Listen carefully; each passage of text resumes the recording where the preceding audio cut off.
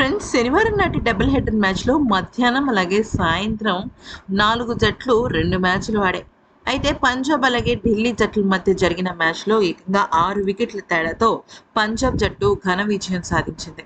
ఇక ఢిల్లీ జట్టు చేజేతులారా miss fielding కారణంగా క్యాచ్‌లు చాలా కీలకమైన క్యాచ్‌లని డ్రాప్ చేయడం కారణంగా గెలవాల్సిన మ్యాచ్‌లో ఓటమి పాలైంది. అయితే వీళ్ళు బాగా ఆటలో రాణించినప్పటికీ దరిద్రం వీళ్ళ వెంటే ఉందని చెప్పుకోవచ్చు. ఇక పంజాబ్ కింగ్స్ ఈ సీజన్‌లో ఓటమెరుగని అద్భుతమైన జట్టుగా దూసుకు వెళ్ళిపోతోంది. మరోవైపు ఇంకా చెప్పాలి అంటే పంజాబ్, ఢిల్లీ జట్టులో పంజాబ్ జట్టు గెలవడం, ఢిల్లీ జట్టు ఓటమి పాలవ్వడం, అది కూడా 6 వికెట్ల తేడాతో ఓటమి పాలవ్వడంతో ఒక్కసారి మనం పాయింట్ల పట్టికని గమనిస్తే ఇది ఎప్పటిది అంటే శనివారం నాడు మ్యాచ్ జరగక మునుపు పట్టిక అనమాట. అంటే డబుల్ హెడర్ మ్యాచెస్ జరగక మునుపు. ఇక్కడ ఎలా ఉంది అంటే రాజస్థాన్ జట్టు 3వ స్థానంలో, అలాగే హైదరాబాద్ జట్టు 4వ స్థానంలో ఉంది. ఇక ఢీసీ జట్టు అంటే ఢిల్లీ క్యాపిటల్స్ జట్టు 6వ స్థానంలో ఉండగా పంజాబ్ జట్టు మొదటి స్థానంలో ఉంది.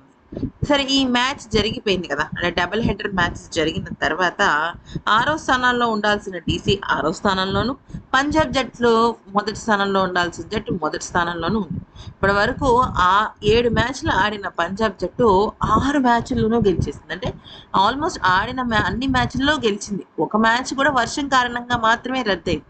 ఏకంగా +1.3 నెట్ రన్ రేట్‌తో దూసుకు వెళ్ళిపోతోంది. 13 పాయింట్లతో పాయింట్స్ పట్టికలో టాపర్‌గా నిలిచింది.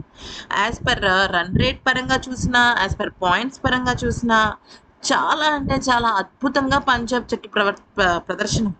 ఇక ఢిల్లీ విషయంలోకి వచ్చినట్టయితే ఢిల్లీకి, చెన్నైకి, ఈ 2 జట్లకి అండ్ నెక్స్ట్ గుజరాత్ జట్టుకి, ఈ 3 జట్లకి చాలా కీలకమైన ఫేజ్ ఇది. ఎందుకంటే ఈ సమయంలో గనక వాళ్ళు గెలవాల్సిన మ్యాచ్లు గెలవకపోతే మాత్రం ఖచ్చితంగా వాళ్ళు ప్లే ఆఫ్‌కి పక్కకెళ్ళిపోతారు. ఎందుకంటే వీళ్ళు ఈ 3 జట్లతో పాటు ముంబై జట్టు కూడా అట్టడుగున అంచులో ఉందన్నమాట. ప్లే ఆఫ్‌కి వెళ్ళాలా వద్దా అని. ఎందుకంటే వీళ్ళు కష్టమైన పోరాటం చేస్తే తప్ప అది జరగదు. ఇక విషయంలోకి వచ్చినట్టయితే ఈరోజు 2 మ్యాచ్‌లు జరిగాయి కదా! 2 మ్యాచ్‌లో కూడా మిస్ ఫీల్డింగ్ కారణంగానే గెలవాల్సిన మ్యాచ్‌లో ఓటమి పాలయ్యారు.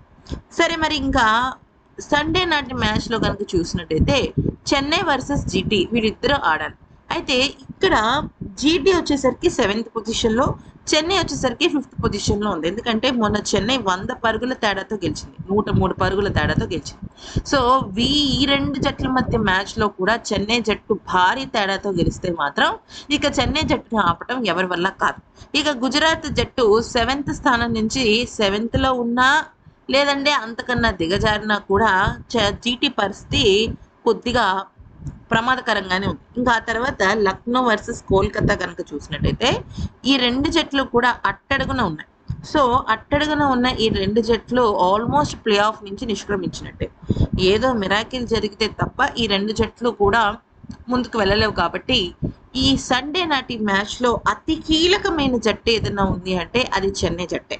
చెన్నై జట్టు ఓడిపోయినా, లేదంటే అంటే భారీ తేడాతో ఓడిపోతే స్థానం దిగజారుతుంది గానీ, లేదు భారీ తేడాతో గెలిస్తే మాత్రం చెన్నై జట్టు ఎక్కడికో వెళ్ళిపోతుంది.